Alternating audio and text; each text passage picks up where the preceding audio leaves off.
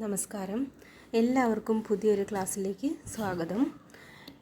ഇന്ന് നമ്മൾ പഠിക്കാൻ പോകുന്നത് new SCERT 10ാം class geography text ബുക്കിൽ അധ്യായം 1 ദിനാന്തരീക്ഷ സ്ഥിതിയും കാലാവസ്ഥയും എന്നൊരു ചാപ്റ്ററാണ്. ഈ ചാപ്റ്റർ കുറച്ച് വലിയൊരു ചാപ്റ്ററാണ്. അതുകൊണ്ട് തന്നെ നമുക്ക് 2 പാർട്ടായിട്ട് പഠിക്കാം. അപ്പം എല്ലാവർക്കും ഈ ചാപ്റ്ററിലേക്ക് സ്വാഗതം. നിങ്ങളുടെ പ്രദേശത്തെ നിലവിലെ അന്തരീക്ഷ സ്ഥിതി നിരീക്ഷിക്കൂ. വെയിൽ, മഴ, മഞ്ഞ്, ചൂട്, തണുപ്പ്, കാറ്റ്, മേഘം തുടങ്ങി നമുക്ക് അനുഭവപ്പെടുന്ന അവസ്ഥകൾ അന്തരീക്ഷത്തിൽ സ്ഥായിയാണോ? ഭൂമിയിൽ ഓരോ പ്രദേശത്തും ലഭ്യമാകുന്ന സൂര്യപ്രകാശത്തിൻ്റെ അളവിന് അനുസൃതമായുള്ള അന്തരീക്ഷ താപനില, മർദ്ദം, കാറ്റ്, ആർദ്രത തുടങ്ങിയ ഘടകങ്ങൾക്ക് വിധേയമായിരിക്കും അവിടെ അനുഭവപ്പെടുന്ന അന്തരീക്ഷ അവസ്ഥകൾ. അതിനാൽ ഈ ഘടകങ്ങളെ ദിനാന്തരീക്ഷ ഘടകങ്ങൾ എന്ന് വിളിക്കുന്നു. എന്താണ്? അപ്പോൾ ഈ ചാപ്റ്ററിലെ ആദ്യത്തെ ഒരു പോയിൻ്റാണ് ദിനാന്തരീക്ഷ ഘടകങ്ങൾ എന്താണെന്നുള്ളത്. അതായത് ഭൂമിയിൽ ഓരോ പ്രദേശത്തും ലഭ്യമാകുന്ന സൂര്യപ്രകാശത്തിൻ്റെ അളവിന് അനുസൃതമായുള്ള അന്തരീക്ഷ താപനില, മർദ്ദം, കാറ്റ് തുടങ്ങിയ ഘടകങ്ങൾക്ക് വിധേയമായിരിക്കും അവിടെ അനുഭവപ്പെടുന്ന അന്തരീക്ഷ അവസ്ഥകൾ. അതിനാൽ ഈ ഘടകങ്ങളെ എന്ത് വിളിക്കുന്നു? ദിനാന്തരീക്ഷ ഘടകങ്ങൾ എന്ന് വിളിക്കുന്നു. ഒരു നിശ്ചിത പ്രദേശത്ത് ഹ്രസ്വകാല അളവിൽ അനുഭവപ്പെടുന്ന താപനില, അന്തരീക്ഷ മർദ്ദം, കാറ്റുകൾ, ആർദ്രത, വർഷണം തുടങ്ങിയ സാഹചര്യങ്ങളെയാണ് ദിനാന്തരീക്ഷ സ്ഥിതി എന്ന് വിശേഷിപ്പിക്കുന്നത്. അപ്പോൾ എന്താണ് ദിനാന്തരീക്ഷ സ്ഥിതി? ഒരു നിശ്ചിത പ്രദേശത്ത് ഹ്രസ്വകാല അളവിൽ അനുഭവപ്പെടുന്ന താപനില, അന്തരീക്ഷ മർദ്ദം, കാറ്റുകൾ, ആർദ്രത, വർഷണം തുടങ്ങിയ സാഹചര്യങ്ങളെയാണ് ദിനാന്തരീക്ഷ സ്ഥിതി എന്ന് വിശേഷിപ്പിക്കുന്നത്. ഒരു വിശാല ഭൂപ്രദേശത്ത് ദീർഘകാലമായി അനുഭവപ്പെടുന്ന ദിനാവസ്ഥാ സാഹചര്യങ്ങളുടെ ശരാശരിയാണ് കാലാവസ്ഥ എന്ന് വിളിക്കുന്നത്. ഏകദേശം 35 മുതൽ 40 വർഷക്കാലത്തെ ദിനാവസ്ഥാ സാഹചര്യങ്ങൾ പരിഗണിച്ചാണ് ഒരു പ്രദേശത്തെ കാലാവസ്ഥ നിർണ്ണയിക്കുന്നത്.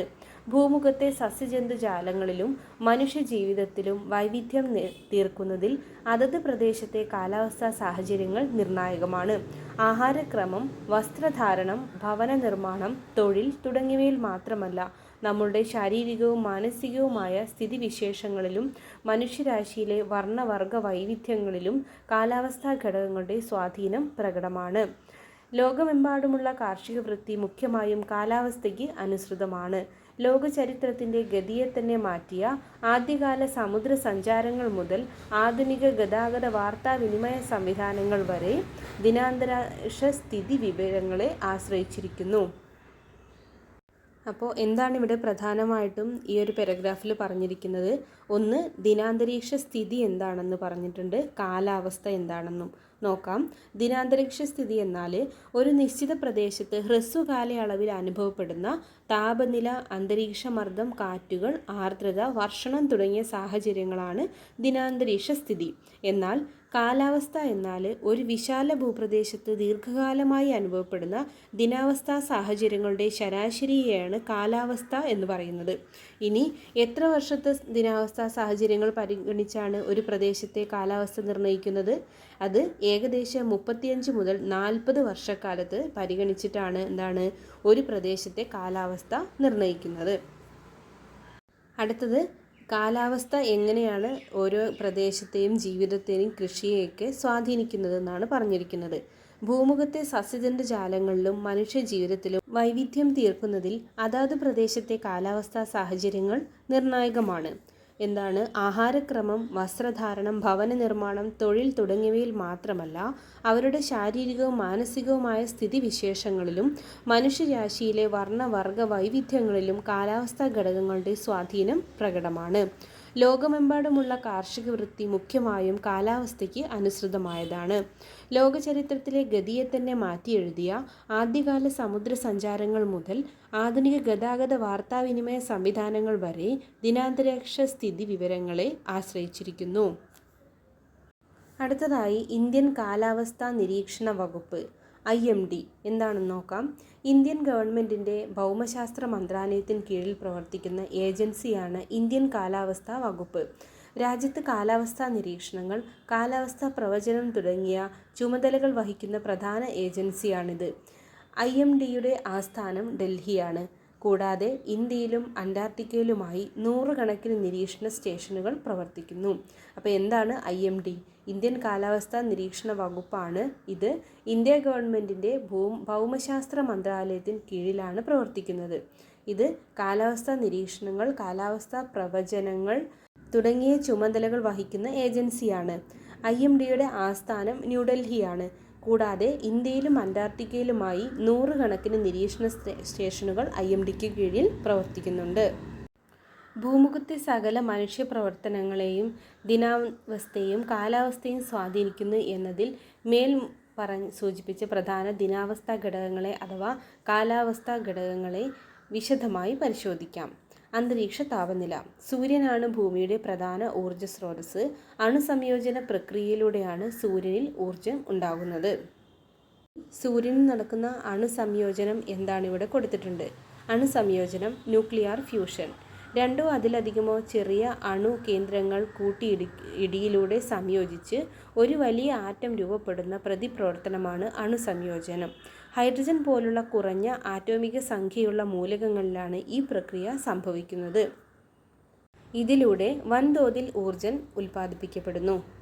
സൂര്യൻ ഉൾപ്പെടെ പ്രപഞ്ചത്തിലെ എല്ലാ നക്ഷത്രങ്ങളിലും ഇടതടവില്ലാതെ ഊർജ്ജം ഉൽപ്പാദിപ്പിക്കപ്പെടുന്നത് അണുസംയോജനത്തിലൂടെയാണ്.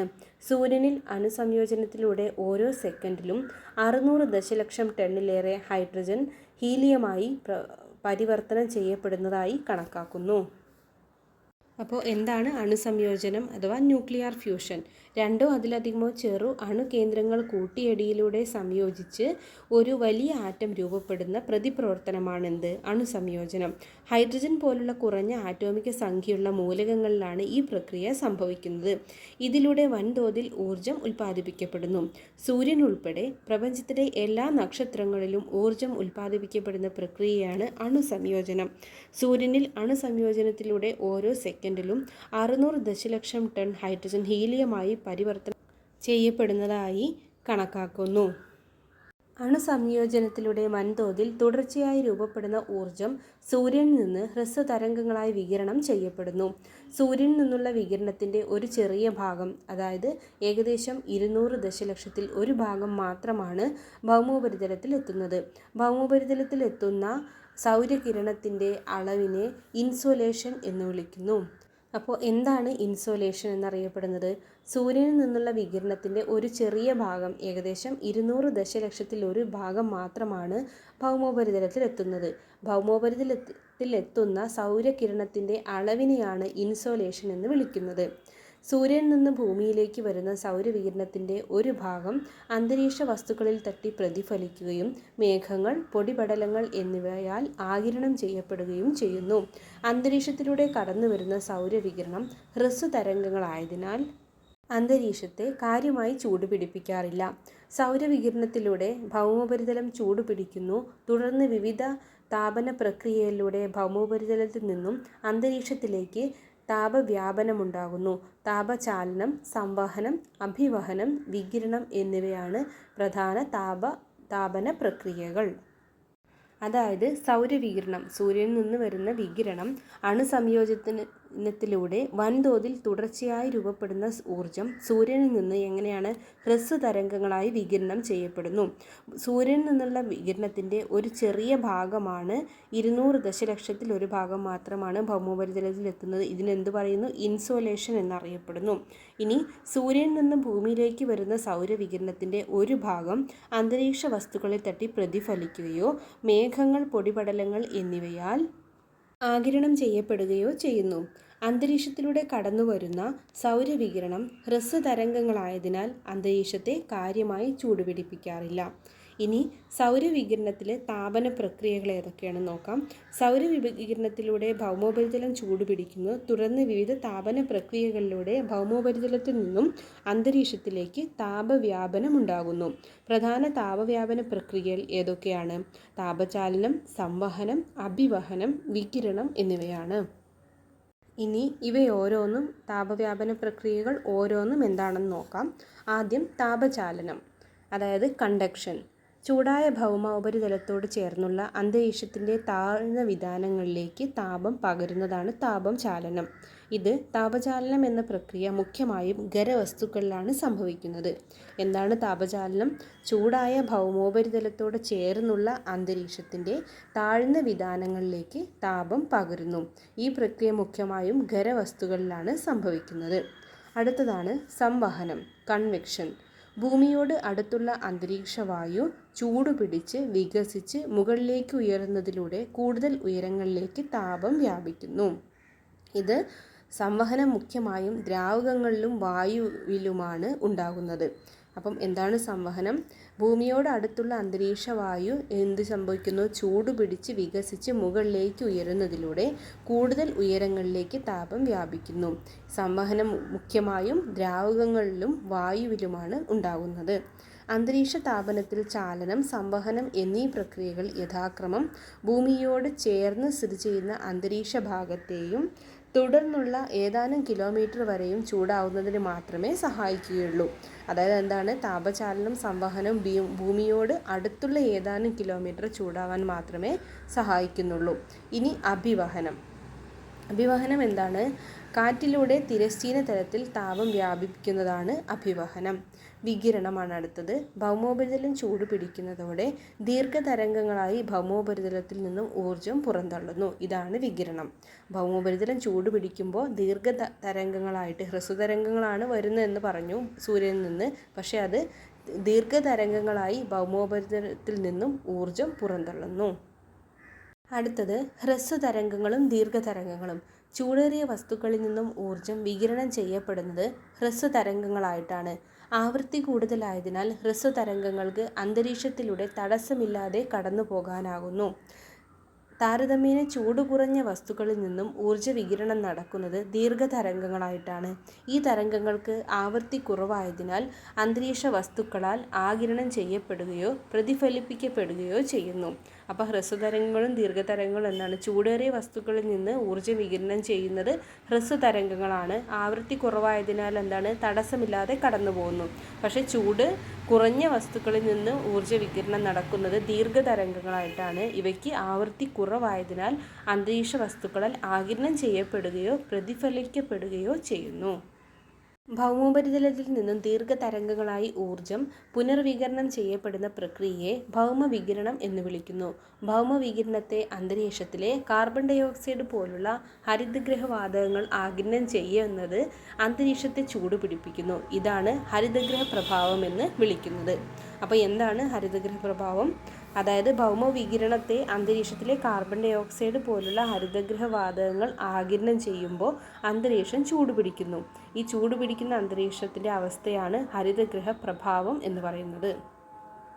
പ്രതിദിനം ഭൂമിയിലേക്ക് വന്നു ചേരുന്ന ഏറെക്കുറെ മുഴുവൻ ഊർജവും ഇത്തരത്തിൽ പുനർവികിരണം ചെയ്യപ്പെടുന്നതിലൂടെ ഭൗമോപരിതല താപം ക്രമാതീതമായി കൂടാതെയും കുറയാതെയും സന്തുലിതമായി നിലനിർത്താനാകുന്നു.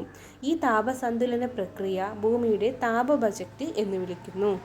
അപ്പോൾ എന്താണ് ഭൂമിയുടെ താപ ബജറ്റ് എന്ന് ഇവിടെ ഒരു ബോക്സിൽ വിശദമായിട്ട് കൊടുത്തിട്ടുണ്ട്, നോക്കാം. അന്തരീക്ഷത്തിൽ എത്തിച്ചേരുന്ന ആകെ സൗരോർജം 100 യൂണിറ്റായി സങ്കല്പിച്ചാൽ അതിൽ 35 യൂണിറ്റ് ഊർജം പ്രതിഫലനത്തിലൂടെ തിരിച്ചുപോകുന്നു. 14 യൂണിറ്റ് ഊർജം അന്തരീക്ഷ വസ്തുക്കൾ ആഗിരണം ചെയ്യുന്നു. ഭൗമോപരിതലത്തിൽ ലഭിക്കുന്നത് ആകെ 51 യൂണിറ്റ് ഊർജമാണ്. താപചാലനം, സംവഹനം തുടങ്ങി താപന പ്രക്രിയയിലൂടെ ഭൂമിയിൽ നിന്ന് 34 യൂണിറ്റ് ഊർജം അന്തരീക്ഷത്തിന് കൈമാറുന്നു. 17 യൂണിറ്റ് ഊർജം ഭൗമോപരിതലത്തിൽ നിന്ന് നേരിട്ടും 48 യൂണിറ്റ് ഊർജം അന്തരീക്ഷത്തിൽ നിന്നും പുനർവികിരണം ചെയ്യപ്പെടുന്നതിലൂടെ ഭൂമിയിലും അന്തരീക്ഷത്തിലുമായി ലഭ്യമായ മുഴുവൻ ഊർജവും മടക്കി അയക്കുന്നു. ദിവസം മുഴുവൻ ഒരേ അളവിലാണോ നമുക്ക് സൗരോർജം ലഭിക്കുന്നത്? സൂര്യോദയം മുതൽ ഭൂമുഖത്തേക്ക് വഹിക്കുന്ന സൗരവികിരണത്താൽ ഭൗമോപരിതല താപം ക്രമേണ ഉയരുകയും ഉച്ചയോടെ അത് പാരമ്യത്തിലെത്തുകയും ചെയ്യുന്നു. വിവിധ താപന പ്രക്രിയയിലൂടെയാണ് അന്തരീക്ഷം ചൂടാകുന്നത് എന്നതിനാൽ അന്തരീക്ഷം ചൂടാകുന്നതിന് ഭൗമോപരിതലം ചൂടാകാൻ എടുക്കുന്നതിനേക്കാൾ കൂടുതൽ സമയം വേണം. അതിനാൽ ഉച്ചയ്ക്ക് 2 മണിക്ക് രേഖപ്പെടുത്തുന്ന താപനിലയാണ് ഒരു ദിവസത്തെ കൂടിയ അന്തരീക്ഷ താപനിലയായി കാലാവസ്ഥാ നിരീക്ഷകർ കണക്കാക്കുന്നത്. ഉച്ചതിരിഞ്ഞ് സൗരവികിരണത്തിൻ്റെ തീക്ഷ്ണത കുറയുന്നതും സമാന്തരമായുണ്ടാവുന്ന ഭൗമവികിരണവും മൂലം ഭൗമോപരിതല താപം ക്രമേണ കുറയുന്നു. രാത്രികാല ഭൗമവികിരണത്തിലൂടെ ഊർജം കൂടുതൽ നഷ്ടപ്പെട്ട് ഭൗമോപരിതലവും അന്തരീക്ഷവും തണുക്കുന്നു. അതിനാൽ സൂര്യോദയത്തിന് തൊട്ടു മുമ്പുള്ള താപനിലയാണ് ഒരു ദിവസത്തെ ഏറ്റവും കുറഞ്ഞ അന്തരീക്ഷ താപനിലയായി കണക്കാക്കുന്നത്. അതായത് ഒരു ദിവസത്തെ ഏറ്റവും ഉയർന്ന താപനില രേഖപ്പെടുത്തുന്നത് ഉച്ചയ്ക്ക് 2 മണിക്ക് രേഖപ്പെടുത്തുന്നതും സൂര്യോദയത്തിന് തൊട്ടു മുമ്പുള്ള താപനിലയാണ് ഒരു ദിവസത്തെ ഏറ്റവും കുറഞ്ഞ അന്തരീക്ഷ താപനിലയായും കണക്കാക്കുന്നത്. അടുത്തതായി മാക്സിമം മിനിമം തെർമോമീറ്റർ എന്താണെന്ന് നോക്കാം. അന്തരീക്ഷ താപനില അളക്കുന്നത് തെർമോമീറ്റർ എന്ന ഉപകരണത്താലാണ്. 2 സാധാരണ തെർമോമീറ്ററുകളെ യു ആകൃതിയിലുള്ള ഗ്ലാസ് ട്യൂബ് കൊണ്ട് സംയോജിപ്പിച്ച് തയ്യാറാക്കുന്ന പ്രത്യേകതരം ഉപകരണമാണ് മാക്സിമം മിനിമം തെർമോമീറ്റർ. ഒരു മാക്സിമം മിനിമം തെർമോമീറ്ററിലെ രേഖപ്പെടുത്തലിൽ നിന്ന് ഒരു ദിവസത്തെ കൂടിയ താപനിലയും കുറഞ്ഞ താപനിലയും വായിച്ചെടുക്കാനാവും. അപ്പോൾ മാക്സിമം മിനിമം തെർമോമീറ്റർ എന്ന് പറഞ്ഞാൽ 2 സാധാരണ തെർമോമീറ്ററുകൾ യു ആകൃതിയിൽ ഒരു ഗ്ലാസ് ട്യൂബിൽ യോജിപ്പിച്ചിട്ട് ഉണ്ടാക്കുന്നൊരു ഉപകരണമാണ്. ഇതിൽ നിന്ന് എന്താണ് നമുക്ക് ഒരു ദിവസത്തെ കൂടിയ താപനിലയും കുറഞ്ഞ താപനിലയും വായിച്ചെടുക്കാനാകും. അടുത്തത് ഒരു ബോക്സിൽ കൊടുത്തിരിക്കുന്നത് നോക്കാം. Degree Celsius and degree Fahrenheit. Degree Celsius, degree Fahrenheit എന്നീ ഏകങ്ങളിലാണ് താപനില രേഖപ്പെടുത്തുന്നത്. ഫാരൻഹീറ്റിൽ ജലത്തിൻ്റെ ഖരാങ്കം 30 ഡിഗ്രിയും തിളനില 212 ഡിഗ്രിയുമാണ്. ഇത് യഥാക്രമം 0 ഡിഗ്രി സെൽഷ്യസിനും 100 ഡിഗ്രി സെൽഷ്യസുമാണ്. അതായത് 32 ഡിഗ്രി തിളനില എന്ന് പറഞ്ഞാൽ 0 ഡിഗ്രിയാണ്, 212 ഡിഗ്രി എന്നാൽ 100 ഡിഗ്രി സെൽഷ്യസിനും തുല്യമാണ്. അപ്പോൾ ഇനി ഒരു ഊഷ്മാവ് തന്നിട്ടുണ്ടെങ്കിൽ, ഒരു സംഖ്യ തന്നിട്ടുണ്ടെങ്കിൽ അതിനെ എന്താണ് സെൽഷ്യസിലുള്ളത് ഫാരൻഹീറ്റിലേക്ക് മാറ്റാൻ Fahrenheit equal to Celsius into 9/5 + 32. Fahrenheit equal to Celsius into 9/5 + 32. ഇനി ഡിഗ്രി സെൽഷ്യസിലുള്ളത് ഫാരൻഹീറ്റിലേക്ക് മാറ്റാൻ Celsius equal to Fahrenheit -32 into 5/9. Celsius equal to Fahrenheit -32 into 5/9 ചെയ്താൽ മതി. കൂടിയ താപനിലയും കുറഞ്ഞ താപനിലയും ഉപയോഗപ്പെടുത്തി ദൈനിക താപാന്തരവും ദൈനിക ശരാശരി ഊഷ്മാവും കണക്കാക്കാം. ഒരു ദിവസത്തെ കൂടിയ താപനിലയും കുറഞ്ഞ താപനിലയും തമ്മിലുള്ള വ്യത്യാസമാണ് ദൈനിക താപാന്തരം. അപ്പോൾ എന്താണ് ദൈനിക താപാന്തരം? കൂടിയ താപനില മൈനസ് കുറഞ്ഞ താപനില. ഒരു ദിവസത്തെ ശരാശരി താപനിലയാണ് ദൈനിക ശരാശരി താപനില എന്ന് വിളിക്കുന്നത്.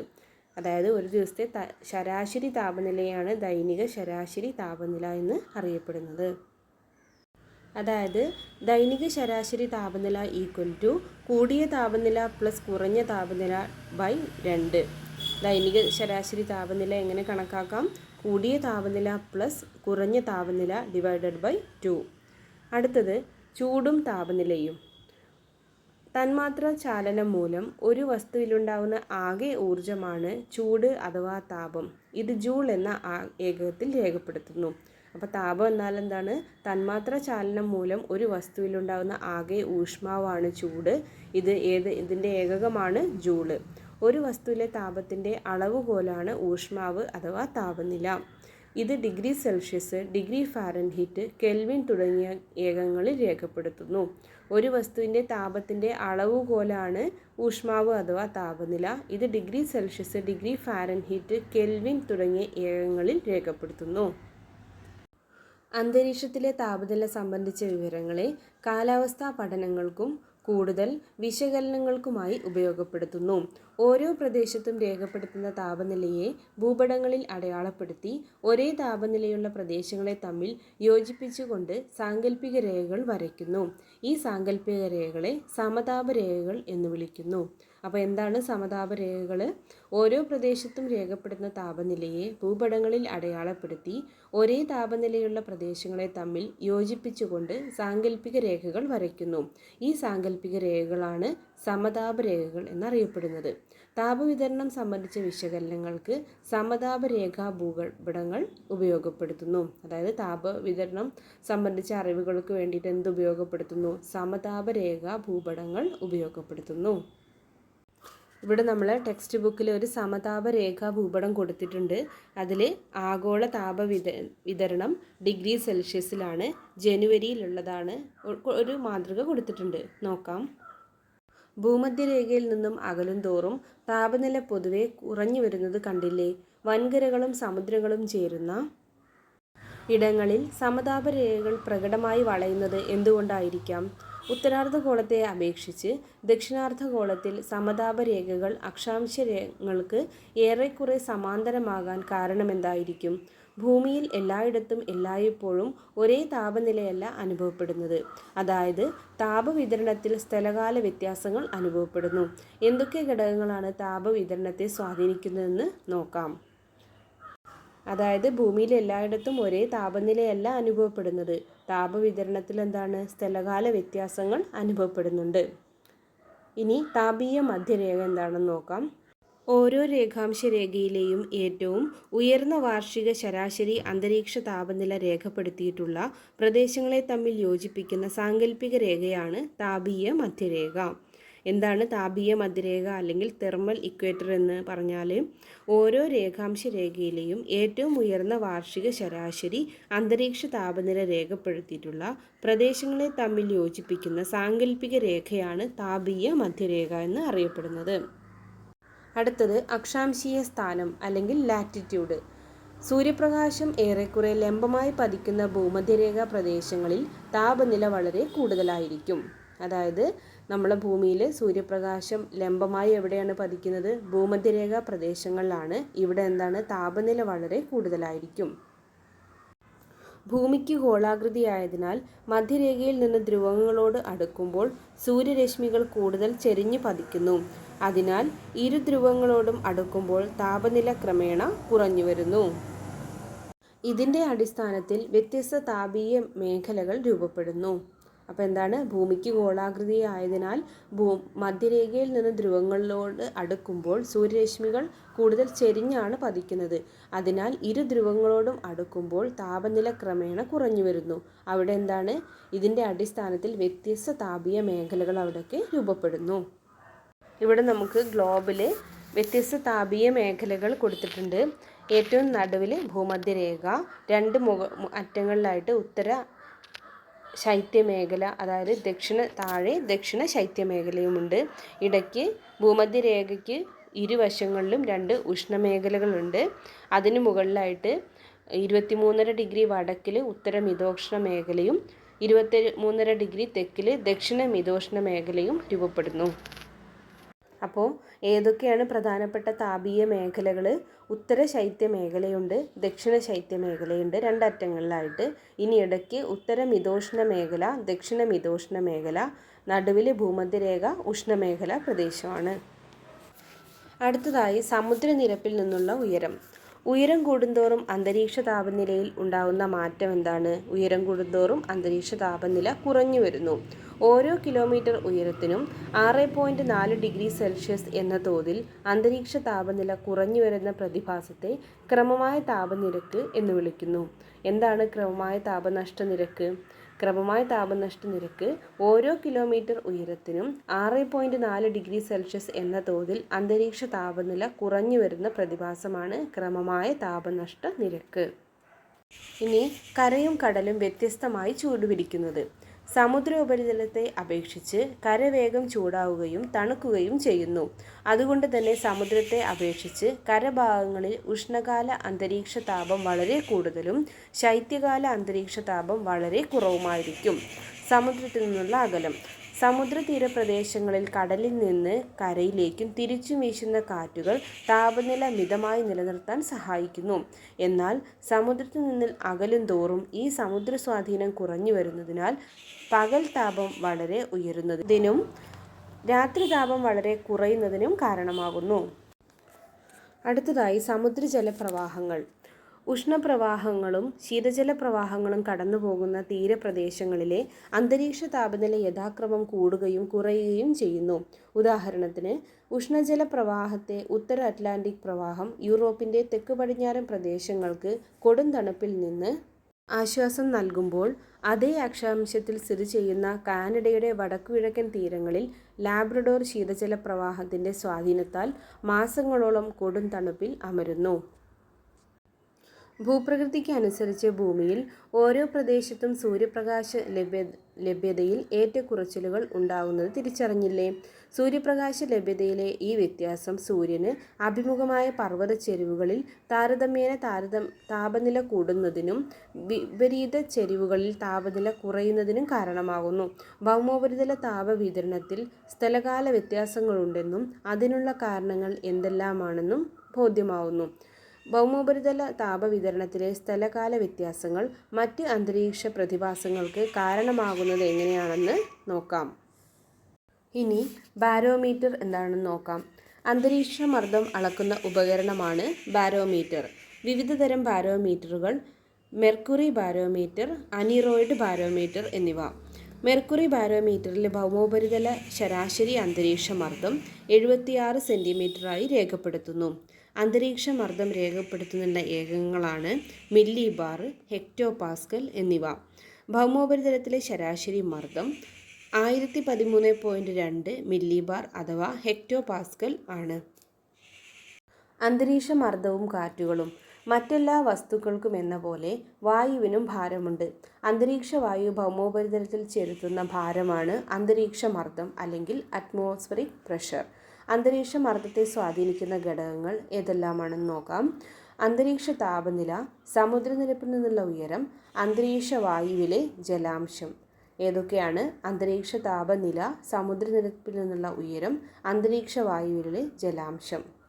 ഇനി ഈ ഘടകങ്ങൾ ഓരോന്നും അന്തരീക്ഷ മർദ്ദത്തെ സ്വാധീനിക്കുന്നത് എങ്ങനെയാണെന്ന് പരിശോധിക്കാം. അന്തരീക്ഷ വായു ചൂടുപിടിച്ച് വികസിക്കുകയും ഭാരം കുറഞ്ഞ് ഉയരുകയും ചെയ്യുന്നു. ഇപ്രകാരം ന്യൂനമർദ്ദ മേഖലകൾ രൂപപ്പെടുന്നു. ഇത്തരത്തിൽ ഉയരുന്ന വായു ക്രമേണ തണുത്ത് സങ്കോചിച്ച് താഴ്ന്നിറങ്ങി വരുന്ന ഇടങ്ങളിൽ ഉച്ചമർദ്ദ മേഖലകൾ രൂപപ്പെടുന്നു. സമുദ്രനിരപ്പിൽ നിന്ന് ഉയരുന്തോറും അന്തരീക്ഷ വാതകങ്ങളുടെ സാന്ദ്രത കുറയുന്നതിനാൽ അന്തരീക്ഷ മർദ്ദം ക്രമേണ കുറഞ്ഞു വരുന്നു. ഓരോ 10 മീറ്ററിനും ഏകദേശം 1 മില്ലി ബാർ എന്ന തോതിലാണ് ലംബതലത്തിൽ അന്തരീക്ഷ മർദ്ദം കുറയുന്നത്. വായുവിലെ ജലാംശം അല്ലെങ്കിൽ ആർദ്രത കൂടുമ്പോൾ നൈട്രജൻ, ഓക്സിജൻ തുടങ്ങിയ ഭാരം കൂടിയ വാതകങ്ങളുടെ സ്ഥാനത്ത് ജലതന്മാത്രകൾ ഇടം പിടിക്കുന്നു. ജലതന്മാത്രകൾക്ക് ഭാരം കുറവായതിനാൽ വരണ്ട വായുവിനെ അപേക്ഷിച്ച് ആർദ്രവായുവിൽ അന്തരീക്ഷമർദ്ദം കുറവായിരിക്കും. നമ്മുടെ ശരീരത്തിൽ അന്തരീക്ഷവായു ചെലുത്തുന്ന കനത്ത മർദ്ദം നമുക്ക് അനുഭവവേദ്യമാകുന്നില്ല. എന്തെന്നാൽ നമ്മുടെ ശരീരം തത്തുല്യമായ ശരീരമർദ്ദം അല്ലെങ്കിൽ പ്രതിമർദ്ദം ചെലുത്തി ഇതിനെ സന്തുലിതമാക്കുന്നു. ഇളം കാറ്റുകൾ മുതൽ വിനാശകാരികളായ കൊടുങ്കാറ്റുകൾക്ക് വരെ കാരണമാകുന്നത് അന്തരീക്ഷ മർദ്ദത്തിലെ ഏറ്റക്കുറച്ചിലുകളാണെന്നതിനാൽ സ്ഥാനീയ മർദ്ദവിതരണം സംബന്ധിച്ച് വിശകലനങ്ങൾ അത്യന്താപേക്ഷമാണ്. ഓരോ പ്രദേശത്തും രേഖപ്പെടുത്തുന്ന അന്തരീക്ഷ മർദ്ദത്തെ ഭൂപടങ്ങളിൽ രേഖപ്പെടുത്തി ഒരേ മർദ്ദമുള്ള പ്രദേശങ്ങളെ തമ്മിൽ യോജിപ്പിച്ചുകൊണ്ട് സാങ്കല്പിക രേഖകൾ വരയ്ക്കുന്നു. ഈ സാങ്കല്പിക രേഖകളെ സമമർദ്ദ മേഖലകൾ എന്ന് വിളിക്കുന്നു. എന്താണ് സമമർദ്ദ മേഖലകൾ?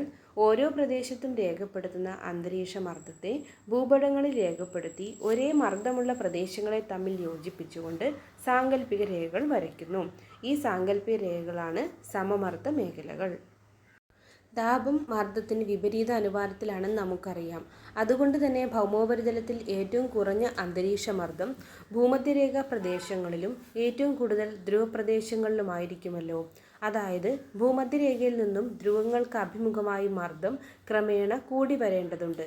എന്നാൽ അതല്ല സ്ഥിതി.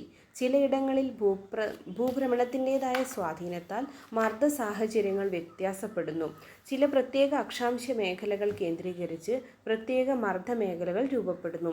ഇവയെ ആഗോള മർദ്ദ മേഖലകൾ എന്ന് വിളിക്കുന്നു. എന്താണ് ആഗോള മർദ്ദ മേഖലകൾ? ചില ഇടങ്ങളിൽ ഭൂഭ്രമണത്തിൻ്റെതായ സ്വാധീനത്താൽ മർദ്ദ സാഹചര്യങ്ങൾ വ്യത്യാസപ്പെടുന്നു. ചില പ്രത്യേക അക്ഷാംശ മേഖലകൾ കേന്ദ്രീകരിച്ച് പ്രത്യേക മർദ്ദ മേഖലകൾ രൂപപ്പെടുന്നു.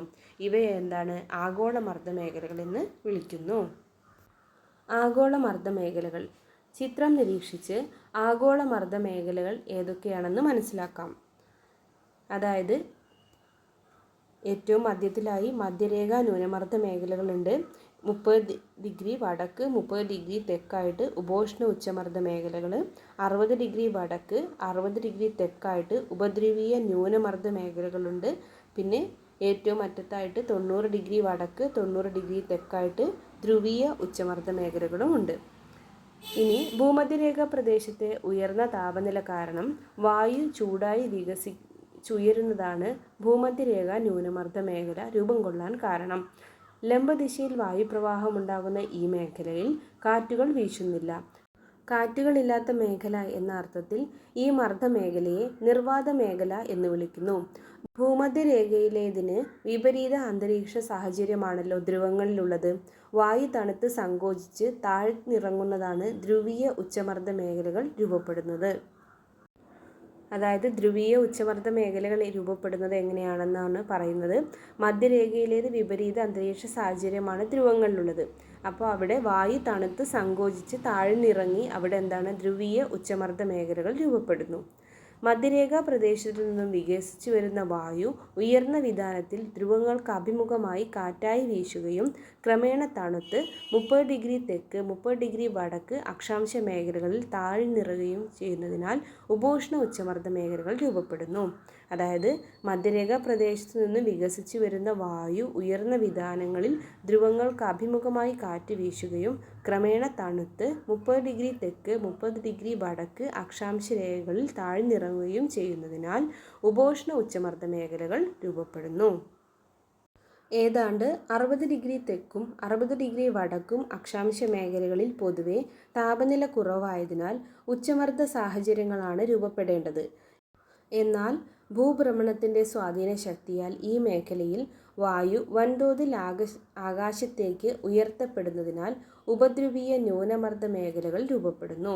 അതായത് ഏതാണ്ട് 60 ഡിഗ്രി തെക്കും 60 ഡിഗ്രി വടക്കും അക്ഷാംശ മേഖലകളിൽ പൊതുവെ താപനില കുറവായതിനാൽ ഉച്ചമർദ്ദ സാഹചര്യങ്ങളാണ് രൂപപ്പെടേണ്ടത്. എന്നാൽ ഭൂഭ്രമണത്തിൻ്റെ സ്വാധീന ശക്തിയാൽ ഈ മേഖലയിൽ വായു വൻതോതിൽ ആകാശത്തേക്ക് ഉയർത്തപ്പെടുന്നതിനാൽ ഉപദ്രവീയ ന്യൂനമർദ്ദ മേഖലകൾ രൂപപ്പെടുന്നു. സൂര്യൻ്റെ അയനത്തിനനുസരിച്ച് താപ സാഹചര്യങ്ങൾ മാറുന്നതിനാൽ ആഗോളമർദ്ദ മേഖലകൾക്ക് ആപേക്ഷിക സ്ഥാനമുണ്ടാകുന്നു. ഉഷ്ണകാലത്ത് മർദ്ദമേഖലകൾ 5 ഡിഗ്രി മുതൽ 10 ഡിഗ്രി വരെ വടക്കോട്ടും ശൈത്യകാലത്ത് 5 ഡിഗ്രി മുതൽ 10 ഡിഗ്രി വരെ തെക്കോട്ടും നീങ്ങുന്നു. ആഗോള മർദ്ദമേഖലകൾക്കുണ്ടാകുന്ന ഈ സ്ഥാനമാറ്റം ആഗോള കാലാവസ്ഥയിൽ നിർണായകമായ സ്വാധീനം ചെലുത്തുന്നു.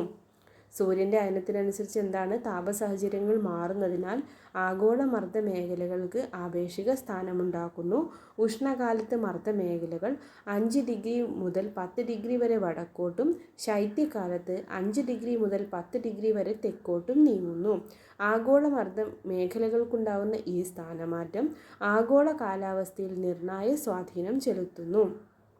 അന്തരീക്ഷത്തിലെ മർദ്ദവ്യത്യാസങ്ങൾ നമുക്ക് ഏറ്റവും അനുഭവവേദ്യമാകുന്നത് വായുചലനങ്ങളിലൂടെയാണ്. അന്തരീക്ഷത്തിൽ 2 തരത്തിലുള്ള വായുചലനങ്ങളാണുള്ളത്. ലംബദിശയിലുണ്ടാകുന്ന വായുവിൻ്റെ ചലനങ്ങളെ വായുപ്രവാഹങ്ങൾ എന്നും തിരശ്ചീന ദിശയിൽ ഉച്ചമർദ്ദ പ്രദേശങ്ങളിൽ നിന്നും ന്യൂനമർദ്ദ പ്രദേശങ്ങളിലേക്കുള്ള വായുവിൻ്റെ ചലനത്തെ കാറ്റ് എന്നും വിളിക്കുന്നു. അപ്പോൾ ഇത്രയാണ് ഈ ചാപ്റ്ററിൻ്റെ 1-ാം ഭാഗം. അടുത്ത ഭാഗം നമ്മൾ കാറ്റിനെക്കുറിച്ചും മറ്റ് ഈ പാഠത്തിലെ ബാക്കി വിശദാംശങ്ങളൊക്കെ പാർട്ട് 2-ൽ ചർച്ച ചെയ്യാം. അപ്പോൾ എല്ലാവരും എൻ്റെ ക്ലാസ് നന്നായിട്ട് കാണുക, നന്നായിട്ട് പഠിക്കുക, എന്നെ സപ്പോർട്ട് ചെയ്യുക. നിർദ്ദേശങ്ങളുണ്ടെങ്കിൽ കമൻറ്റ് ബോക്സിൽ രേഖപ്പെടുത്തുക. എല്ലാവരും സബ്സ്ക്രൈബ് ചെയ്യുക, സപ്പോർട്ട് ചെയ്യുക. Thank you for watching.